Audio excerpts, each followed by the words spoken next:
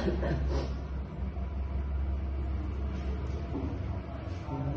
Assalamualaikum warahmatullahi wabarakatuh. Waalaikumsalam warahmatullahi wabarakatuh. Selamat sore Pak. Sore. Terima kasih sudah mau meluangkan waktu buat kita di sini. Baik. Perkenalkan Pak, ini teman saya Muhammad Anggara. Ya, ada Pak Idyo. Oh iya siap. Nah kita tuh ada tugas Pak, ada tugas buat praktikum gitu. Nah lagi apa ya, mau buat proyek gitu, buat sistem yang bisa bantu pengelolaan kos gitu Pak. Oh iya. Supaya bisa lebih gampang gitu. Nah di sini tuh sebelum kita buat sistemnya tuh Pak, kita kan apa ya, harus cari pemilik kos buat Gali. menggali gitu informasi tentang. Nah kita udah minta izin buat rekam juga Pak ya Pak.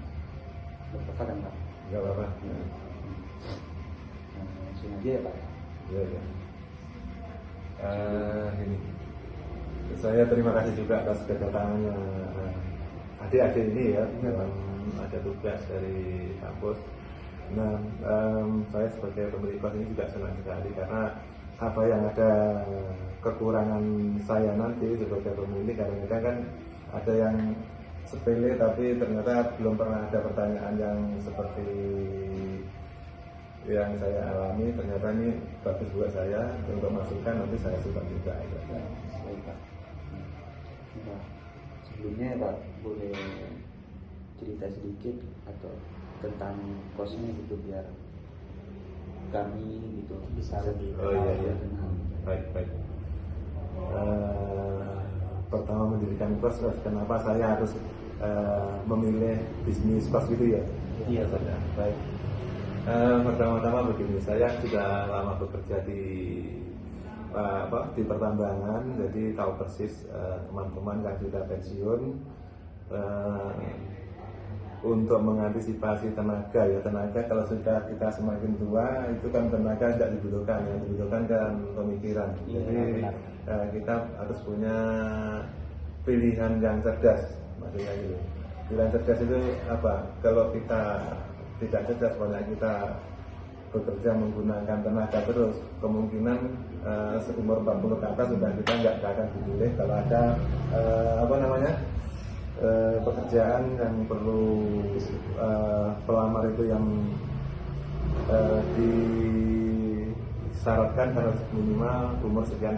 Kalau umur 40 itu jelas sudah bakalan diterima, kecuali yang ahli atau skill yang tertentu.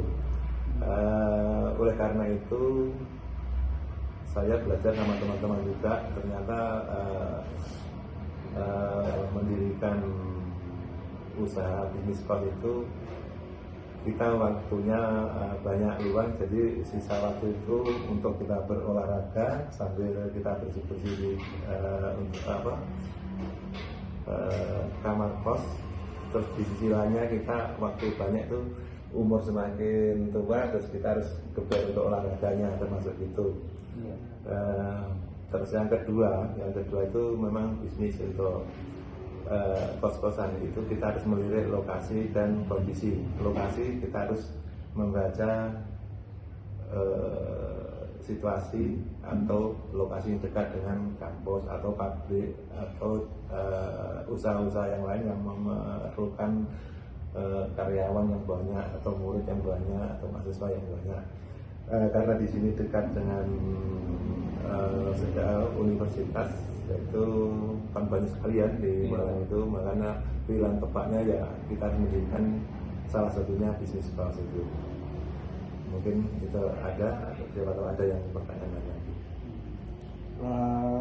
Kira-kira sudah berapa lama Pak kosnya berdiri? Kos ini termasuk baru karena saya baru pensiun. Jadi sebelum pensiun di pertambangan 1 tahun atau 2 tahun sebelum pensiun kita harus punya plan ke depan. Jadi jangan mau pensiun baru kita usaha, uang kita habis.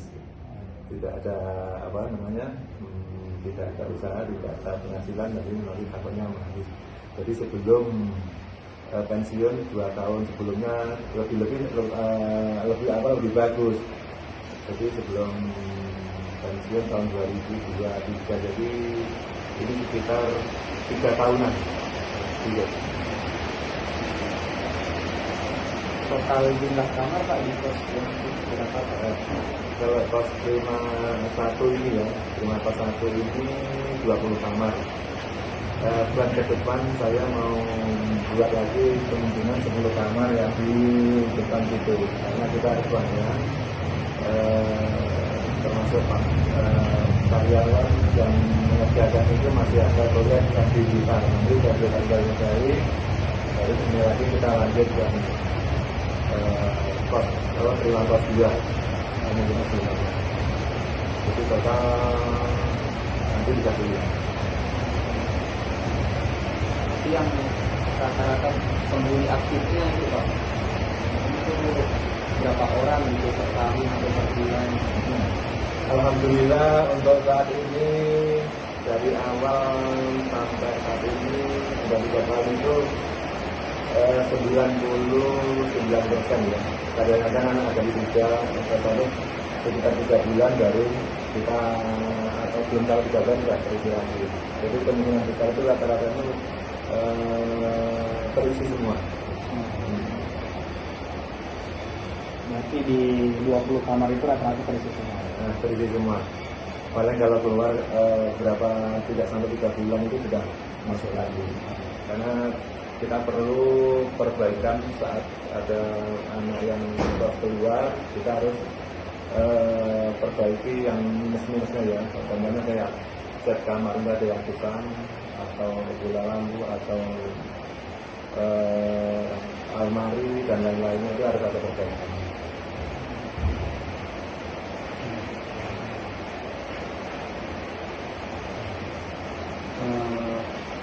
Untuk apa ya Pak, soal administrasi kos ini, selama ini tuh Bapak mengelolanya gimana Pak?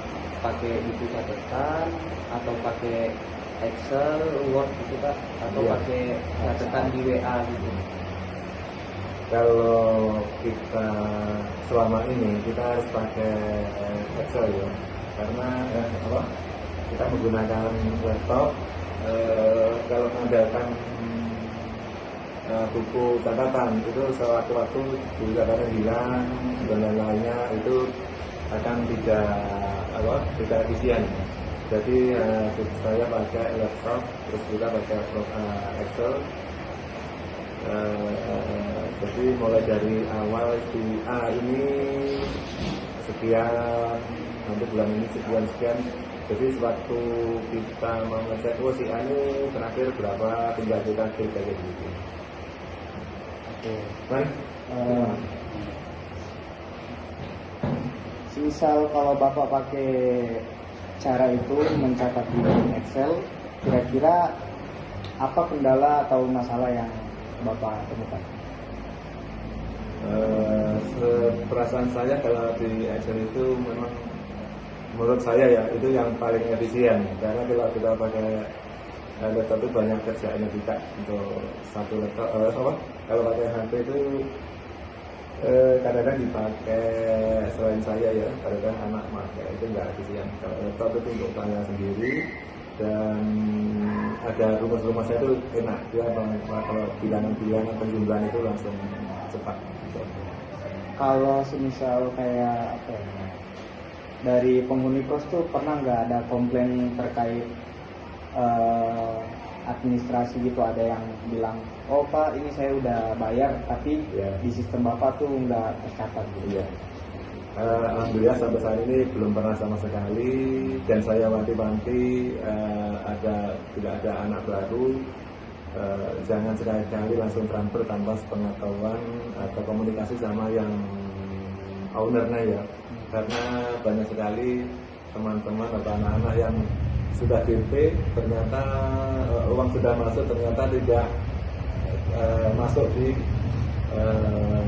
rekeningnya ownernya kos itu, karena itu ada orang penipuan maksudnya itu, makanya kita harus hati-hati. Buat kedepannya nanti Pak, kira-kira perlu nggak sistem yang Bapak pakai itu nyambung sama hal lain, misalnya sama sistem pembayaran transfer otomatis atau mungkin cuma sekedar catatan aja gitu. Kedepannya kalau kita lihat dari bisnis kayak di jalan itu, yang di pasar-pasar atau di minimal paling minimal tukang bakso sekarang sudah ada kris ya. Iya. Itu aja. Itu kita sudah rencana mau ke arahnya ke situ juga. Tapi saya lihat kadang-kadang yang penghuni kos di sini itu kadang-kadang di luar Jawa, ya, di luar Jawa ke Kalimantan, Sumatera, dan itu kan kadang pendukungnya itu kurang. Kadang-kadang yang membayarkan kan orang tuanya dari sana, itu sebagian ada orang tuanya, ada sebagian dari anaknya. Kalau yang di daerah Jawa, Malang ini memang saya akui di sini sistem pembayarannya sudah modern, sudah banyak di mana-mana, sudah bagus. Tapi ke depannya saya kepengen juga menggunakan pembayaran dengan sistem kris. Nah, penyelidikan kami kan mau buat sistem buat membantu mengelola kos kan ya Pak? Iya, Mengelola kos sekalian mempromosikan di website gitu Pak. Jadi nanti bakal ada sistem informasi kos, misal lokasi atau fasilitas, jumlah kamar dan foto kamar, harga. Nah itu akan tertera di website. Nah nanti di situ kalau Bapak berkenan itu nanti bakal dibuat sistem manajemen kos juga, mengatur pembayaran dan sebagainya. Iya. Itu masa manajemen yang terorganisir bagus ya, tersistem. Untuk kayak ini yang pembayarannya, yang di luarnya pembayaran seperti pemasaran gitu ada enggak? Kalau semisal Bapak inginkan bisa kita buatkan. Kayak kalau untuk pemasaran kan ini namanya pas itu kan berlomba-lomba dengan lewat web itu ya, dengan web. Untuk saya kadang-kadang itu kita melalui yang pihak ketiga yang nyarikan itu termasuk broker ya. Broker itu datang sendiri ke sini ya, dia ingin membantu dengan imbalan per kamar banyak 3 bulan sekian, nanti imbalannya, dan kalau ada yang anak baru masuk 6 bulan atau setahun, nanti imbalannya sekian begitu. Tapi saya sudah masukkan ke web ya, itu sudah sampai di Facebook. Nah nanti kalau semisal sistemnya udah jadi nih Pak, Bapak tuh rencananya mau update sendiri datanya atau masih butuh bantuan kami buat ngurusin? atau mungkin Bapak mempekerjakan kayak admin gitu lah untuk mengurus karyawannya ya. Untuk saat ini karena saya tidak ada kegiatan lainnya lagi, kemungkinan akan saya kelola sendiri. Jadi kita harus kasih pelatihan. Oh ya, kan Bapak ininya sendiri, nanti kita kalau sistemnya udah selesai, kita bisa bantu Bapak untuk mempelajari bagaimana cara menggunakan website. Oh iya. Bisa. Terima kasih juga atas bantuannya, dan mudah-mudahan nanti cocok dengan plan kedepannya saya. Nanti setelah jadi nanti saya review dulu ya. Oh iya Pak. Nah yang terakhir nih Pak, mungkin ada hal lain yang belum kami tanyain tapi Bapak pengen sampaikan gitu. Kayak semisal apa ya, kayak websitenya kayak Bapak ada preferensi gitu websitenya mau kayak gimana, atau memang belum ada sama sekali? Kita untuk mempromosikan itu kalau kita ketik terima kos Putra Pak Sudibyo itu kan langsung kos itu, kemudian siapa tahu ada yang tadi sampai misalkan ada yang lebih efisien lagi dan dapat diterima sama pencari kos gitu ya. Mungkin itu saja Pak dari kita. Terima kasih banyak sudah mau nonton kita di sini. Ya. Itu info dari Bapak tuh sangat membantu banget buat kita, buat selesai tugas kita juga Pak. Nanti kalau ada yang mau ditanya lagi, kita boleh hubungi lagi nggak Pak? Bisa lewat WA. Ya, misal Bapak kepikiran kayak lihat sebuah website ada fitur yang ini bagus nih, bisa dihubungi kami saja pihak. Sekiranya bisa dibuat.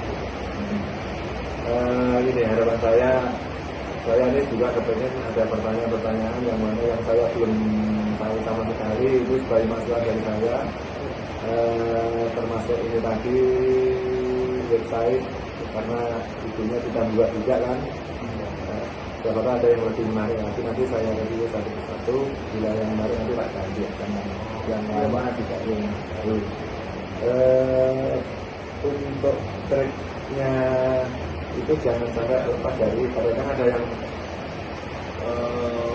kos-kosan orang-orang anak kos yang jauh-jauh dari Kalimantan ke tempat kos sesuai apa yang ditampilkan di layar itu, ternyata pas datang ini berbeda. Itu nanti kita usahakan menggunakan data asli lah, seperti foto kamar, foto bangunan dan sebagainya Pak.